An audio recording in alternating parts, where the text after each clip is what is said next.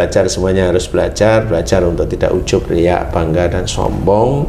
Jangan mengaku-ngaku bahwa nikmat yang kita terima itu dari yang kita kerja. Oh jangan. Kalau kita ingin takwa pada Allah Ta'ala, lepaskan hal tersebut. Bismillahirrahmanirrahim. Assalamualaikum warahmatullahi wabarakatuh. Kita sapa dulu sedulur beriman dan Ustadz Danu fans di seluruh Indonesia dan dimanapun. Jangan lupa like, share, subscribe di channel ini untuk mengikuti kajian ilmu tauhid dan akhlak mulia Rasulullah SAW bersama Ustadz Danu. Silakan Pak Ustadz. Bismillahirrahmanirrahim. Assalamualaikum warahmatullahi wabarakatuh. Waalaikumsalam warahmatullahi wabarakatuh. Amin ya rabbal alamin. Ya itu ya jangan diaku toh ya, kan di dalam Quran sudah dijelaskan bahwa kamu mengerjakan sesuatu, mendapatkan nikmat sesuatu yang bukan dari apa yang kamu kerjakan sendiri, kan sudah dijelaskan. Jadi sebenarnya orang-orang itu tidak paham bahwa sesuatu yang berhasil, sesuatu yang dia inginkan itu berhasil, sesuatu yang dia inginkan tercapai itu sebenarnya bukan dari dia sendiri. Bukan dari dia sendiri itu di mana? Bisa nggak dari doa saya? Kalau kamu berani ngomong bisa nggak dari doa saya bilang belum tentu dari doamu. Bisa nggak dari doa ibu saya? Ya bisa aja kalau saya aja belum tentu dari doa ibu kamu. Loh kenapa? Kan doa ibu itu lebih mustajab di hadapan Allah Ta'ala. Betul. Kan gitu? Iya, Pak. Boleh sih bilang begitu, tapi pertanyaan saya adalah, nah di antara kamu yang berhasil, saudaramu berhasil nggak? Nah. Jarang. Ada yang enggak dan banyak enggak, kasarnya kan gitu. Iya, banyak. Terus enggak. Ibumu doain kamu tok atau saudaramu enggak didoain kan gitu.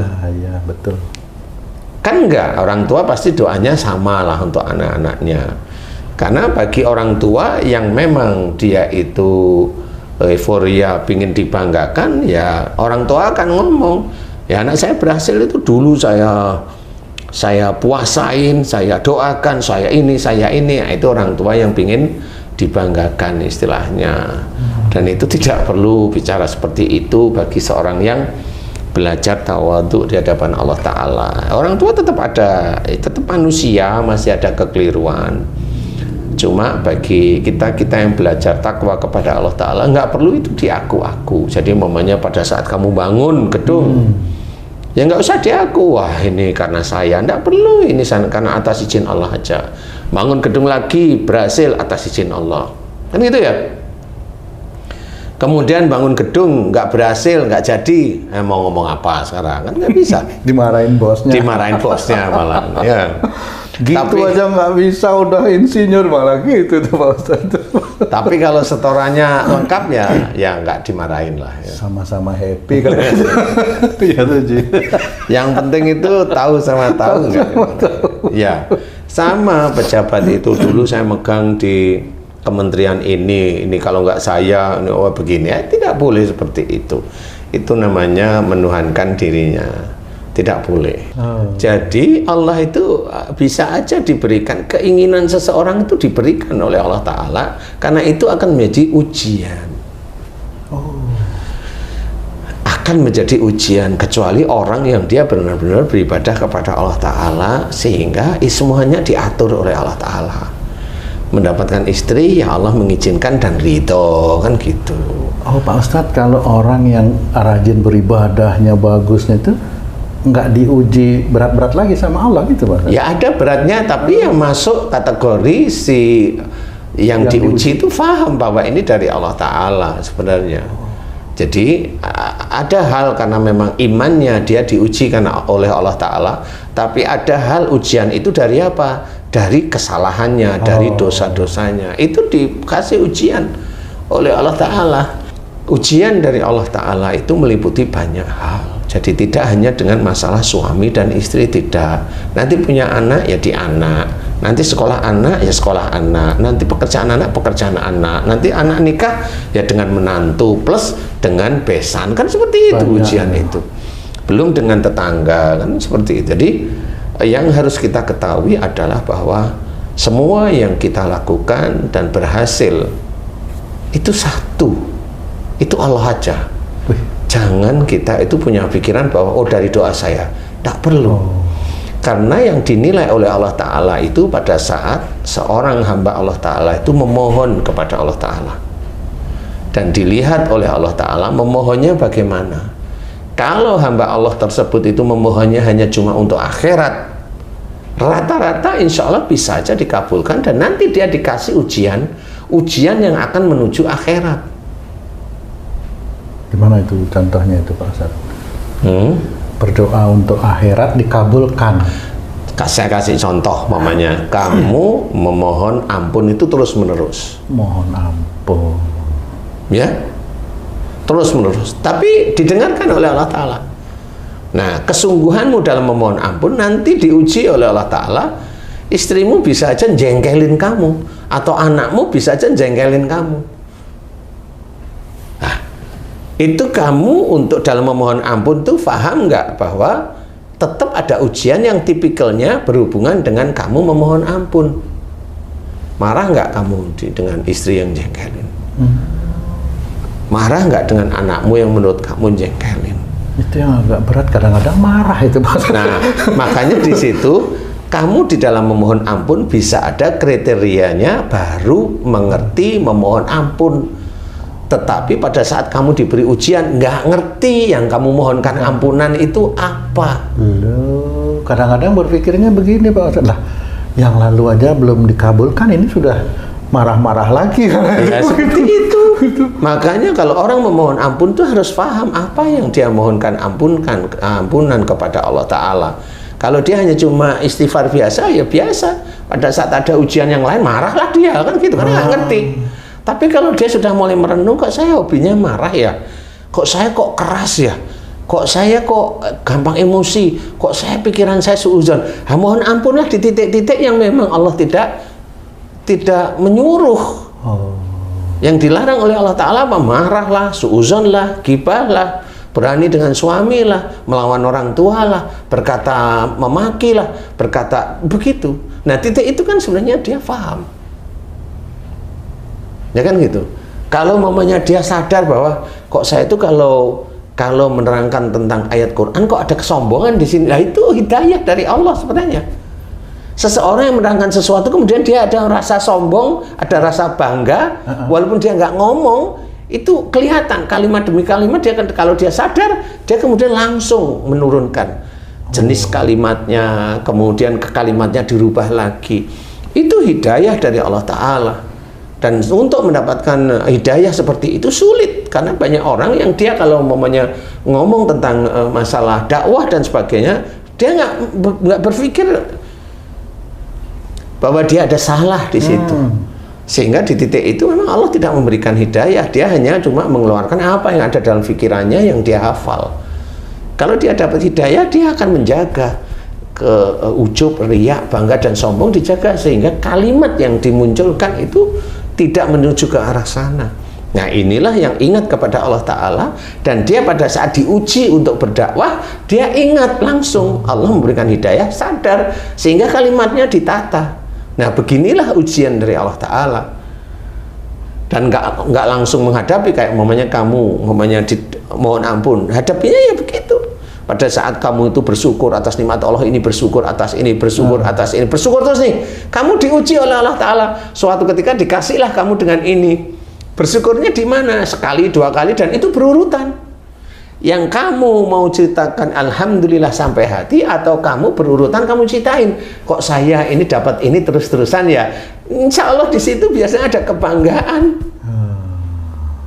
Nah, kalau kamu bercerita tentang pendapatan yang kamu dapatkan dan kamu lupa bahwa semua yang disyukuri itu sebenarnya atas kepada Allah Ta'ala, lupa bahwa yang kamu syukuri benar kamu syukur di mulut, tetapi kamu lupa bahwa ini semuanya pemberian Allah, sehingga kamu lupa di titik itu menceritakan sesuatu yang menjadikan senangnya hatimu, bukan syukurnya kepada Allah Ta'ala. Nah, di titik itu ya kamu nggak lulus lagi. Wih, berat juga nih. Biasanya kan memang kalau orang bersyukur itu karena senang. Kan begitu, kan sama sebenarnya. Sebenarnya sama. Orang bisa sholat itu ada rasa senang atau ada rasa apa namanya? Ada rasa khusyuk di sini. Beda.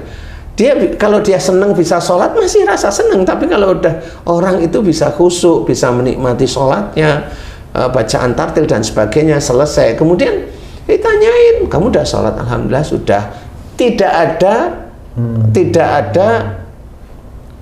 ada cerita kalau dia tadi sholat itu seperti ini, enggak, dia alhamdulillah sudah, enggak dilebih-lebihkan. Walaupun dia merasa khusyuk, ya dia diam. Gimana, khusyuk enggak? Ya, mudah-mudahan ya. Nah, orang yang seperti itu dia menjaga. Jangan tadi khusyuk, kayaknya khusyuk. Nah, kan gimana bangga dia udah merasa ya. Ya. Di situ itu ada sesuatu yang mau ceritain biasanya. Nah, disitulah muncul setan. Kalau dia tidak bisa mengajak orang itu berbuat jahat, dia akan mengajak orang sombong dengan apa yang dilakukan dia. Oke, betul. Seperti itu. Begitulah setan sebenarnya. Apa rahasianya agar kenikmatan itu tidak diaku-aku gitu Pak Ustadz? Padahal kan memang kenikmatan dan sebagainya kan datang dari Allah itu ya Pak Ustadz. Ya, memang kita harus belajar, ada dan tahu ilmunya. Jadi tidak sembarangan orang itu mendapat hidayah. Orang belajar dan tahu yang namanya bersedekah itu harus lillahi ta'ala, tidak boleh menginginkan untuk dunia. Nah, ini aja orang itu nanti kalau dia mau bersedekah dipikirin, saya mau sedekah tapi pas saya lagi seret, nggak ada duit nih, ya mudah-mudahan sedekah saya ini diterima dan dibalas oleh Allah Ta'ala. Apa balasannya? Uang. Lah kan nggak ada lillahi ta'ala, mana ini untuk mencari ridha Allah itu. Karena banyak orang yang ngomong bersedekah agar kamu kaya, loh kan nggak lucu sebenarnya. Jadi bersedekah itu niatnya lillahi ta'ala. Jangan niatnya di sini bismillah, tapi hati yang paling dalam itu untuk kembalian uang. Nah, itu sendiri juga orang itu sebenarnya tahu, yang tahu agama itu sebenarnya tahu. Tapi kenapa dia itu mengajari seperti itu? Saya juga nggak tahu. Apakah dengan mengajari seperti itu orang seneng kemudian orang memanggil dia? Nggak ngerti saya. Tapi ya kasihlah yang lurus bahwa bersedekah itu karena Allah. Satu. Kemudian apalagi punya istri karena Allah sehingga biasa flat. Punya anak karena Allah sehingga flat. Kalau istri kurang dinasihati yang baik, anak kurang dinasihati yang baik. Kan dinasihati yang baik, bukan marah, bukan keminter, bukan nambah-nambahin, bukan sesuatu yang diomongkan dan kita belum pernah mengerjakan. Sama. Itu kan belajar dari situ. Sehingga nanti insya Allah Allah itu akan menjaga pada saat kita itu mau ngomong tentang kesombongan kita, kita langsung sadar bahwa aku mau ngomong ini, gak usah ngomong, diam aja, malah banyak istighfar di dalam lisan atau di hati. Itu malah lebih mulia di hadapan Allah Ta'ala daripada ngomong ngalur ngidul malah nggak karu-karuan. Seperti itu. Nah, belajar harus punya ilmunya. Orang yang punya ilmu belum tentu dia juga bisa mengerjakan. Orang punya ilmu belum tentu bisa mengerjakan. Belum tentu. Apa coba? Jadi kita harus belajar beneran bahwa hati-hati di dalam lisan kita, mau kita bilang apa, kita mau nasihatin orang, kita itu sama seperti melihat diri kita sendiri. Apakah saya sudah mengerjakan apa yang mau saya berikan kepada orang tersebut? Kan kita harus mengaca, sehingga jangan sampai kita itu masuk ke ranah Allah itu murka kepada kita, marah kepada kita. Kita menyuruh orang lain berbuat baik tapi kita belum mengerjakan. Itu masuk, itu ada ilmunya, kan seperti itu. Kalau kita kasih kajian, kalau memang ini pendakwah, kalau kasih kajian, kasih ilmunya kepada jamaah. Jamaah yang nonton itu, jamaah yang datang itu, belum tentu semuanya pintar tentang agama. Kan harus difahami. Sehingga kita yang memahami beliau-beliau. Bukan beliau yang suruh memahami saya. Bukan. Kalau terlalu pintar ya mereka ya nggak ngerti itu dari tadi itu ngomong apa ya ustadznya. Ya kan begitu nantinya. Padahal dia udah casisus,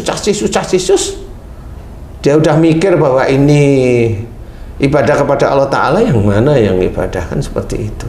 Nah, untuk menjadikan kita selalu ingat bahwa yang kita lakukan itu tidak ujub, tidak riak, tidak bangga, bahkan tidak sombong, ya kita latihan. Latihan setiap saat, belajar bicara itu yang tertib pada titiknya, tertib di titiknya. Tidak ada yang namanya orang itu instan tiba-tiba nanti dia masuk surga, tidak ada. Orang itu pasti akan dilihat amal-amalnya, pasti akan dilihat oleh Allah Ta'ala, pasti itu. Tidak mungkin Allah menyuruh selalu orang itu berbuat baik kok. Pasti akan diperhitungkan oleh Allah Ta'ala. Makanya harus belajar, sehingga kalau kita diberi nikmat, diberi sesuatu yang menjadikan kita itu senang hati, itu langsung dibalik aja. Oh, ini dari Allah Ta'ala, ini menguji. Umpamanya kamu ya, kamu itu swasta lah, bukan kontraktor lah ya, bukan kerja di BUMN. Kamu ada rizki, kamu tahu rizki ini dari Allah Ta'ala. Bismillah, mudah-mudahan berkah ya Allah, amin. Kemudian kamu tahu dan kamu ingat-ingat rizki itu mau kamu gunain apa, kan ngerti nanti lama-lama. Oh, untuk nyumbang, untuk anak yatim, oh untuk sedekah, oh untuk infak, oh, untuk istri, untuk anak. Kemudian untuk apa? Ya untuk sehari-hari kamu boleh, tapi kan sudah kamu planning di sini. Kemudian kalau itu sudah berjalan, kemudian ada temenmu tanya, Tung, Pak Tung, itu segitu itu kamu gunain untuk apa? Kamu santai aja ngomong, ya untuk ke anak yatim piatu, ya untuk sedekah, ya untuk ini, nggak baik-baik aja. Tapi pada saat kamu ngomong begitu, ada nggak di sini itu pengen dipuji? Nah, berat itu kadang-kadang Pak Ustadz. Hanya itu pertanyaan saya, pengen nggak kamu dipuji pada waktu ngomong seperti itu? Pengen misalnya. Nah ya sudah, kamu tidak lolos pada saat kamu punya seperti niatan di balik itu. Jadi bisa aja sedekahmu dicoret. Seperti itu. Inilah yang kehati-hatian yang harus dijaga. Padahal temanmu tanya itu sebenarnya itu ujian kamu sebenarnya. Itu ujian kamu, gitu. Jelasin yang baik, umpamanya biar kamu itu nggak keluar kemana-mana, umpamanya nggak keluar sehingga sampai gini, kamu uang banyak dapat untuk apa ya? Ya sebisa saya untuk kehidupan rumah tangga saya lah. Mau ngomong sesuatu itu harus direm. Kan biasanya nggak cerocos saja. Saya seminggu sekali sedekah di sini. Saya lah kan ngomong akhirnya. Tidak pada tempatnya. Tidak pada tempatnya. Umpamanya, loh Pak Tung, ini uang kamu banyak gimana? Tak tabung kok. Selesai. Cukup, tak tabung. Untuk apa? Untuk kehidupan sehari-hari. Normal, kamu masih tenang nih. Ini kok tanya terus nih, bahaya ini. Pinjam nanti dia. Biasanya kan gitu. Uangnya kok banyak, pinjam dong. Makanya kita harus hati-hati. Walaupun nanti kita itu di mana tempat kita, mau kelas menengah, mau kelas atas dan sebagainya, belajar bahwa kenikmatan itu dari Allah, keberhasilan anak itu dari Allah, kekurangan anak dari kita, kebaikan istri dari Allah, kekurangan istri kita, kan begitu-begitu aja, seperti itu. Jadi kalau ada nikmat apapun bentuk nikmat dari Allah Ta'ala, semua nikmat itu dari Allah. Haji dari rumah menuju kantor, kemudian dari kantor menuju rumah selamat, itu Allah, nggak ada yang lain-lain. Bukan karena haji kendaraannya remnya bagus, ini enggak itu, enggak seperti itu. Karena lagi sepi, enggak, semuanya itu Allah aja. Tapi tahu tadi keadaan gimana, alhamdulillah sepi, kan tahu, tapi bukan karena itu. Kan gitu. Tadi ada tabrakan persis di depan saya, persis. Berak, kemudian saya rem, alhamdulillah berhenti. Wah, nah, kalau bilang, wah berarti ini dari doa-doa saya. Salah kalau itu sudah nggak bisa. Nah di titik itu besok bisa aja tabrakan ikut, malah ikut. Gitu. Jadi kita nggak bisa, itu dari Allah. Alhamdulillah ya Allah, Engkau telah melindungiku, sehingga aku selamat dari tabrakan yang ada di depanku. Alhamdulillahirabbil alamin, la haula wala quwata illa billah.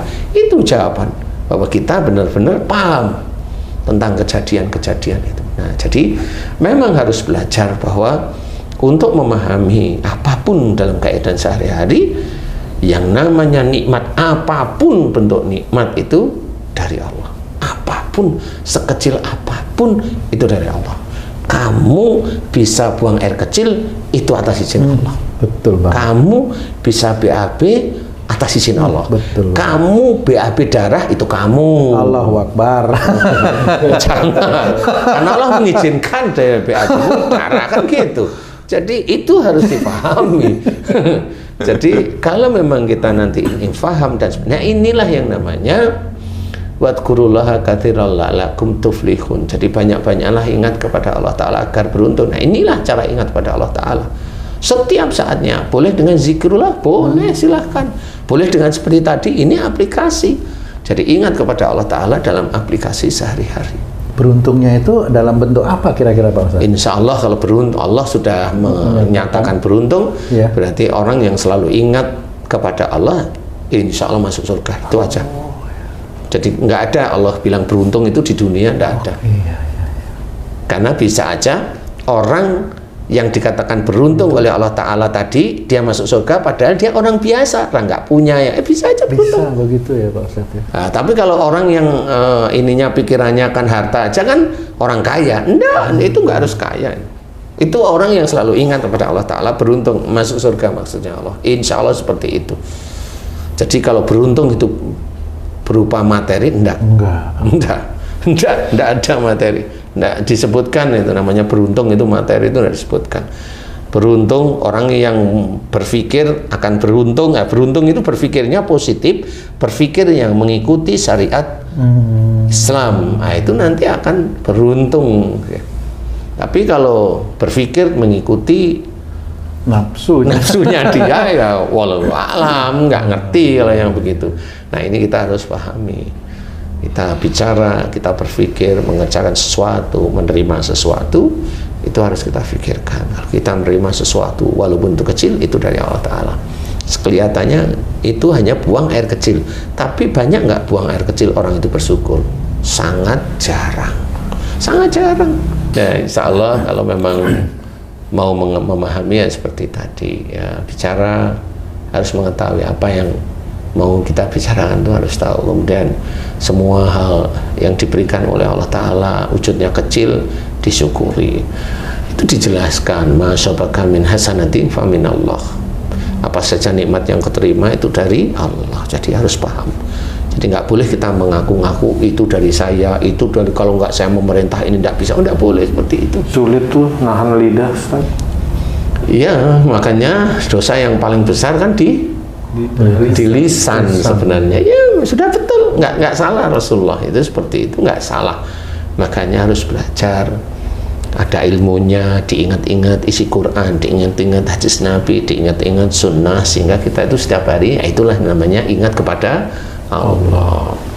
Mudah-mudahan bisa dipraktekkan, walaupun sulit. Ya masuk surga itu sulit, tidak gampang ya.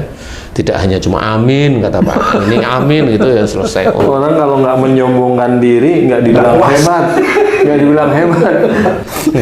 Kadang-kadang teman yang bercerita gitu ya, oh itu saya bangun jembatan itu, terus kita ada di situ nggak diceritain, padahal nggak ada di situ, aku udah diceritain kadang-kadang. Tapi benar.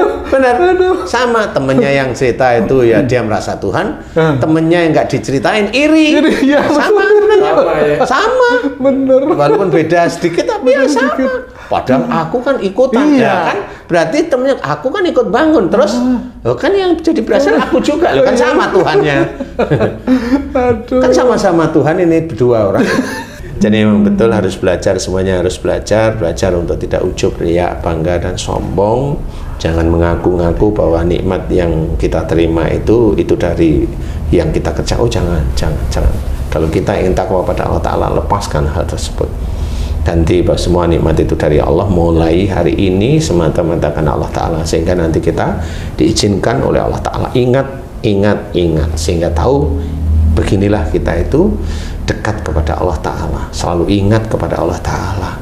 Nah begitulah, mudah-mudahan nanti kalau kita begitu terus istiqomah, mudah-mudahan jalan ke depan nanti di akhirat itu jelas menuju surga insya Allah. Walau a'lam.